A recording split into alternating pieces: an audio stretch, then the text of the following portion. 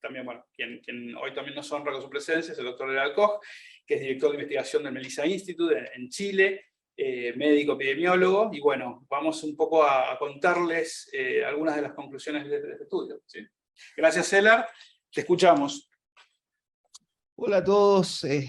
Bueno, después de esa introducción del doctor Echegaray, vamos a hablar hoy día precisamente entonces de los diseños de experimento natural y su importancia en la evaluación no solo de los efectos de la pandemia, sino efectos de intervenciones en salud, efectos de fenómenos naturales, etc. Y bueno, recientemente se ha publicado el último de los experimentos naturales que hemos conducido con un grupo excelente de investigación, la mayor parte compatriotas suyos de allá de Argentina. Antes de eso vamos a mostrar también, como les decía, en qué consiste este diseño, ¿no es cierto?, que se llaman experimentos naturales de población, su relevancia y su importancia. Bueno, Melissa Institute, creo que todo esto lo conocen, es un centro biotecnológico donde hay varios programas de investigación. Uno de ellos es precisamente experimentos naturales de población en salud de la mujer, fertilidad, salud materna, es uno de los temas quizás más importantes que nosotros hemos abordado. Pero también hay otras líneas de investigación como lo que es comunicación madre-embrión en el área ya más molecular, en el área de espectrometría de masa y de genómica, donde estamos terminando ya un largo estudio de corte, ojalá que pronto podamos hablar de eso. También hemos estado investigando el COVID-19 y el síndrome de Down, donde estamos tratando de desarrollar una terapia prenatal que en este minuto está en un fase 1 a punto esperando la aprobación del Instituto de Salud Pública chileno. Bueno, volviendo a lo que es la epidemiología, partamos con algo muy simple, muy sencillo. ¿Qué entendemos por epidemiología? ¿Ya? Y a mí me gusta partir de esta definición, la definición etimológica de la palabra, que básicamente epidemiología tiene tres raíces, digamos. Epi, algo que está sobre o encima, ¿ya?, del griego, ¿no es cierto? Demos, algo que significa población colectivo, y logos, que va a ser el estudio, conocimiento, ¿no es cierto?, de esto que está sobre la población. Así que la podemos decir como que la epidemiología es una rama de las ciencias médicas que estudia a fondo la salud y la enfermedad en las poblaciones, buscando conocer sus causas a partir de la observación en el colectivo. Nos hacemos básicamente 3 o 4 preguntas. ¿Quiénes están afectados? ¿Cuántos? ¿Cuándo y dónde? Esos son los términos en los cuales se define cualquier trabajo epidemiológico. Y bueno, cuando hablamos, ¿no es cierto?, de ciencia y evidencia científica, hoy día que se habla tanto de que las intervenciones deben estar soportadas, ¿no es cierto?, en evidencia científica, hablamos de medicina basada en evidencia, hablamos de salud pública basada en evidencia, hablamos de políticas públicas basadas en evidencia, etc. Hoy día con la epidemia de COVID sabemos muy bien que ese es un tema central, y hoy día es necesario discutirlo desde un punto de vista científico, dadas las consecuencias que puede tener, digamos, una intervención o intervenciones que pueden provocar muchos daños en la población. Vamos a recordar, por ejemplo, lo que pasó con la talidomida, ¿no es cierto? Las deformaciones que produjo la talidomida y las consecuelas que tuvo, ¿no es cierto?, en una parte de la descendencia debido a la teratogénesis. Entonces, por eso nos debe preocupar mucho cuáles son los efectos de las pandemias, de los fenómenos naturales, de las vacunas, etcétera, de los nuevos fármacos que se introducen, y eso es lo que hace la vigilancia epidemiológica. Y para eso necesitamos buenos datos. La evidencia científica tiene un componente que lo hace objetivo, que es independiente, ¿no es cierto?, de quién relata o quién hace el relato, ¿no?, sino que se basa generalmente, ¿no es cierto?, en un método científico, y tiene 3 componentes, diría yo. Uno que es informativo, ¿ya?, otro que es explicativo y otro que es predictivo. No es normativo, no es ética, no es bioética, no es ciencias jurídicas, ¿no es cierto? Por lo tanto, la ciencia en general no va a ocuparse de la norma. Lo que se ocupa es de informar, ¿no es cierto? Explicar o predecir, digamos, ¿no es cierto?, el impacto de cierta, por ejemplo, norma, o cierta ley, cierta legislación. Es una buena pregunta, por ejemplo, o cierta intervención, cierta política pública.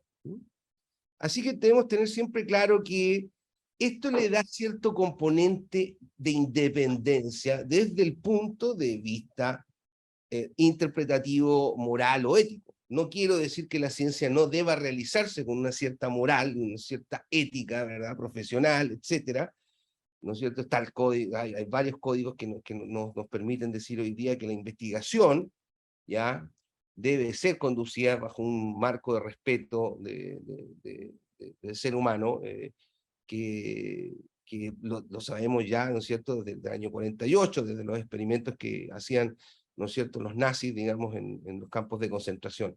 Y por lo tanto, pero cuando digo que la ciencia en sí misma no tiene un componente o no genera un componente moral o ético, es que no lo tiene porque nos ocupamos de investigar, digamos. ¿Sí? Es el científico el que debe enmarcarse dentro de una regla moral, una regla ética o bioética, ya para investigar. Las características del conocimiento científico, que las hipótesis sean testeables, falseables, ¿no es cierto?, o falsificables.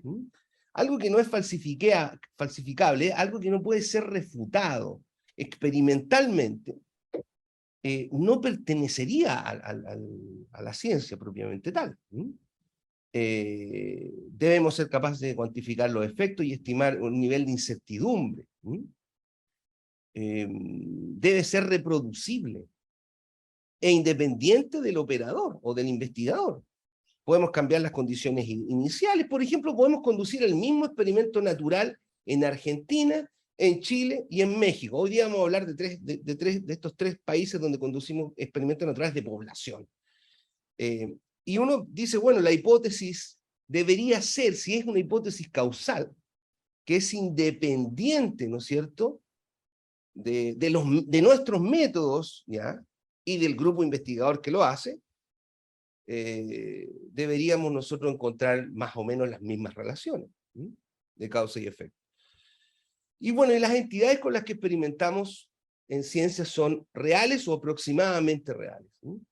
Reales vamos a entender la materia observable, y aproximadamente reales vamos a entender lo que no es inmediatamente observable, ¿ya?, pero son constructos, ¿ya?, reales también. Materia medible, energía, las epidemias, ¿no es cierto?, conceptos intersubjetivos, conductas factuales, leyes, legislaciones. Eso se llaman, ¿no es cierto?, entidades aproximadamente reales en ciencia. Y bueno, ¿y qué es un experimento natural de base poblacional? Cuando nosotros no podemos manipular, ¿no es cierto?, ni a los grupos de individuos, ni las variables, ¿no es cierto?, a las cuales nos sometemos, como lo hacemos en un ensayo clínico, hablamos de un experimento natural o un cuasi experimento. Y cuando esto se hace con poblaciones completas, comunidades completas, hablamos que es un experimento de base poblacional, un experimento natural de base poblacional. En un experimento de este tipo, el investigador, el médico, el epidemiólogo, el salubrista, no tiene control sobre las variables que estudian, ni tampoco las poblaciones expuestas. O no expuestas. El ejemplo básico es: si usted hace un experimento con ratoncitos, usted puede tener los grupos asignados, puede hacer una intervención con placebo, puede asignar la droga, puede cruzar los grupos, puede hacer muchas cosas en el diseño, en un diseño con animales, en un diseño con células, por ejemplo.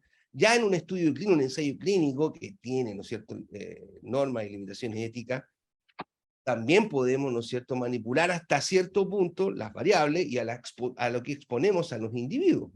Un estudio con placebo, por ejemplo, o un estudio básicamente de equivalencia, ¿no es cierto?, donde sometemos, digamos, a un grupo, a un tratamiento, el mejor tratamiento disponible y el nuevo tratamiento que se pretende que sea, ¿no es cierto?, igual o superior.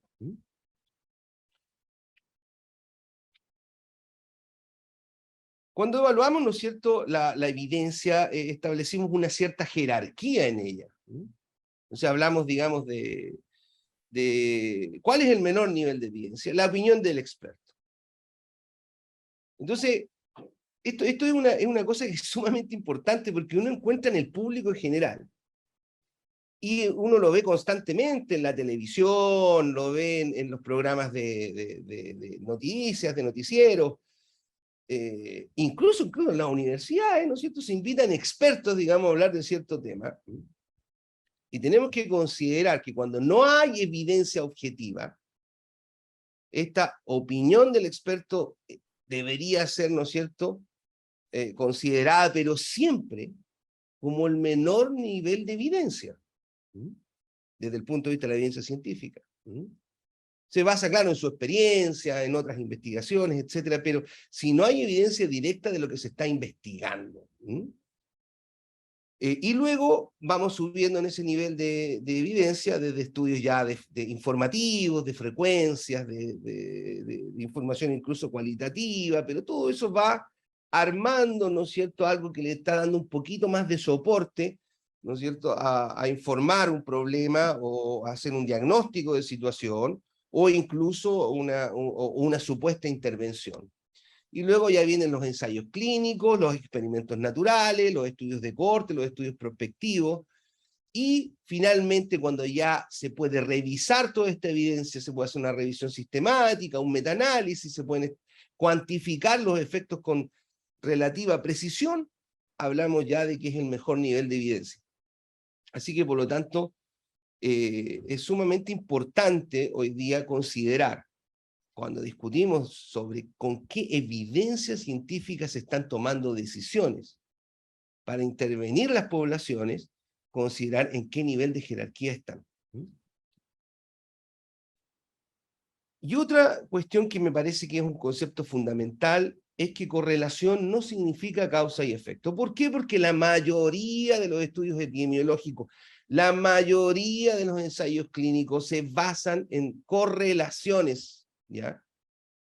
Correlaciones entre variables, entre fenómenos.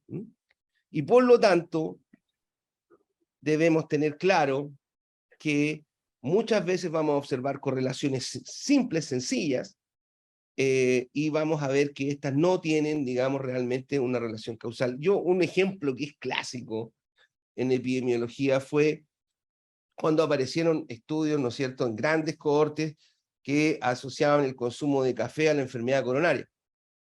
Y por lo tanto, se establecía, ¿no es cierto?, esta correlación, y se mostraba esta correlación en la mayoría de las cortes. Framingham, etcétera.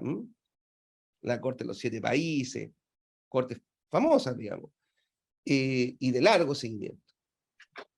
Y la pregunta era, bueno, ¿qué pasa aquí? O sea, tomar café aumenta el riesgo de enfermedad coronaria, el riesgo de infarto, qué sé yo. Pero resulta que cuando se controlaba, ¿no es cierto?, por un factor de confusión que era el consumo de tabaco, esta relación desaparecía. E incluso, cuando se ajustaba esta relación por el consumo de tabaco, el café era un factor protector. Entonces, esto es sumamente importante. Correlación no significa causalidad. Correlation is not causation. ¿Ya? Esto es sumamente importante y por lo tanto lo que hacemos, ¿no es cierto?, con los experimentos naturales es precisamente controlar el experimento por covariables, por tendencias en el tiempo, por diseño, para poder evitar, ¿no es cierto?, esta confusión que se puede dar frente a una correlación. Puede ser muy fuerte esta correlación, pero puede ser no causal, una simple correlación, una simple coincidencia. O un fenómeno que está ocurriendo por una tercera variable, en este caso era el tabaco, ¿verdad? Y no por esa relación que estamos observando como asociación epidemiológica. Así que la evidencia, ¿no es cierto?, que debemos proporcionar siempre es que esta correlación que nosotros encontramos, ese resultado, es independiente de cualquier otro factor potencial que lo pueda explicar. Y nunca podemos controlar todos los factores. Por lo tanto, siempre vamos a tener un error residual, que son precisamente estos factores que no podemos controlar dentro de este diseño, dentro de esta correlación. Pero sí ajustamos por grandes factores, proporcionamos mayor evidencia de que esta correlación puede ser causal.